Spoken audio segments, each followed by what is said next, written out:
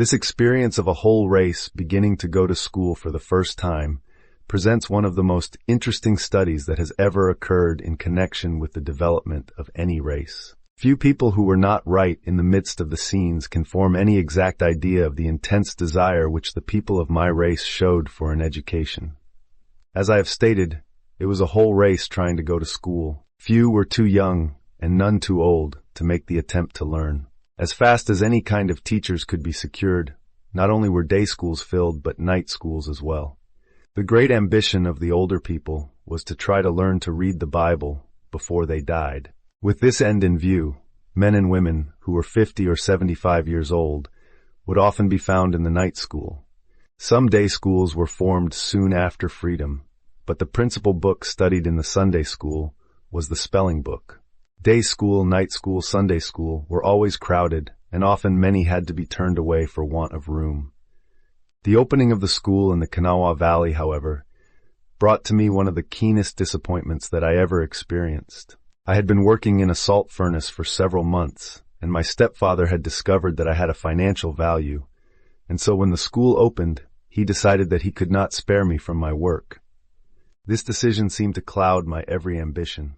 The disappointment was made all the more severe by reason of the fact that my place of work was where I could see the happy children passing to and from school mornings and afternoons.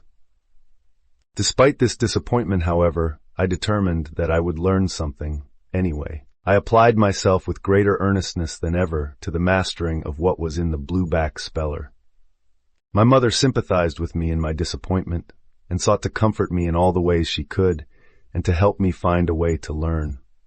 After a while, I succeeded in making arrangements with the teacher to give me some lessons at night after the day's work was done. These night lessons were so welcome that I think I learned more at night than the other children did during the day. My own experiences in the night school gave me faith in the night school idea, with which, in after years, I had to do both at Hampton and Tuskegee. But my boyish heart was still set upon going to the day school, and I let no opportunity slip to push my case. Finally, I won, and was permitted to go to the school in the day for a few months, with the understanding that I was to rise early in the morning and work in the furnace till 9 o'clock, and return immediately after school closed in the afternoon for at least 2 more hours of work. The schoolhouse was some distance from the furnace, and as I had to work till 9 o'clock, and the school opened at 9, I found myself in a difficulty. School would always be begun before I reached it, and sometimes my class had recited. To get around this difficulty, I yielded to a temptation for which most people, I suppose, will condemn me. But since it is a fact, I might as well state it. I have great faith in the power and influence of facts. It is seldom that anything is permanently gained by holding back a fact. There was a large clock in a little office in the furnace. This clock, of course, all the 100 or more workmen depended upon to regulate their hours of beginning and ending the day's work. I got the idea that the way for me to reach school on time was to move the clock hands from 8:30 up to the 9 o'clock mark. This I found myself doing morning after morning, till the furnace boss discovered that something was wrong and locked the clock in a case. I did not mean to inconvenience anybody. I simply meant to reach that schoolhouse in time. When, however, I found myself at the school for the first time, I also found myself confronted with 2 other difficulties. In the first place, I found that all the other children wore hats or caps on their heads, and I had neither hat nor cap. In fact, I do not remember that up to the time of going to school, I had ever worn any kind of covering upon my head, nor do I recall that either I or anybody else had even thought anything about the need of covering for my head. But of course, when I saw how all the other boys were dressed, I began to feel quite uncomfortable. As usual, I put the case before my mother, and she explained to me that she had no money with which to buy a store hat, which was a rather new institution at that time among the members of my race, and was considered quite the thing for young and old to own, but that she would find a way to help me out of the difficulty. She accordingly got 2 pieces of homespun jeans and sewed them together, and I was soon the proud possessor of my first cap.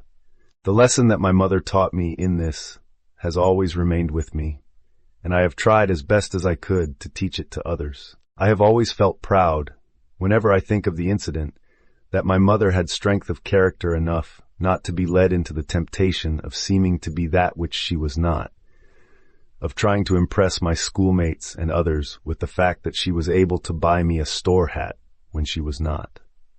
I have always felt proud that she refused to go into debt for that which she did not have the money to pay for. Since that time, I have owned many kinds of caps and hats, but never one of which I have felt so proud as of the cap made of the 2 pieces of cloth sewed together by my mother. I have noted the fact, but without satisfaction, I need not add, that several of the boys who began their careers with store hats and who were my schoolmates and used to join in the sport that was made of me because I had only a homespun cap have ended their careers in the penitentiary, while others are not able now to buy any kind of hat.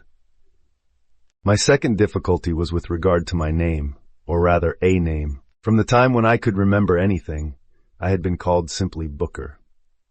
Before going to school, it had never occurred to me that it was needful or appropriate to have an additional name. When I heard the school roll called, I noticed that all of the children had at least 2 names, and some of them indulged in what seemed to me the extravagance of having 3.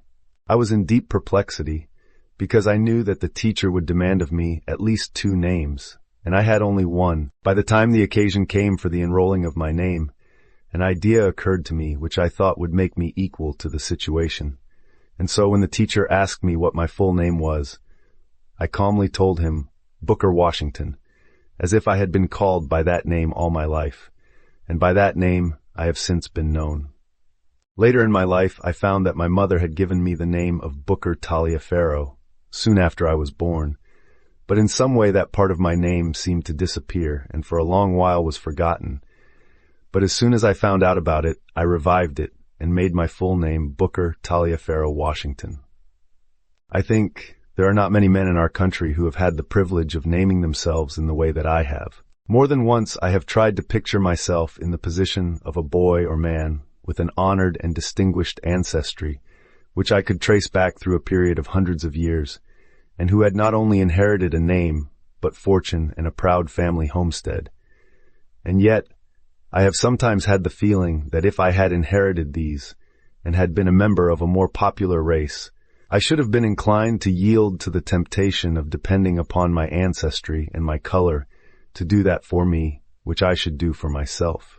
Years ago, I resolved that because I had no ancestry myself, I would leave a record of which my children would be proud, and which might encourage them to still higher effort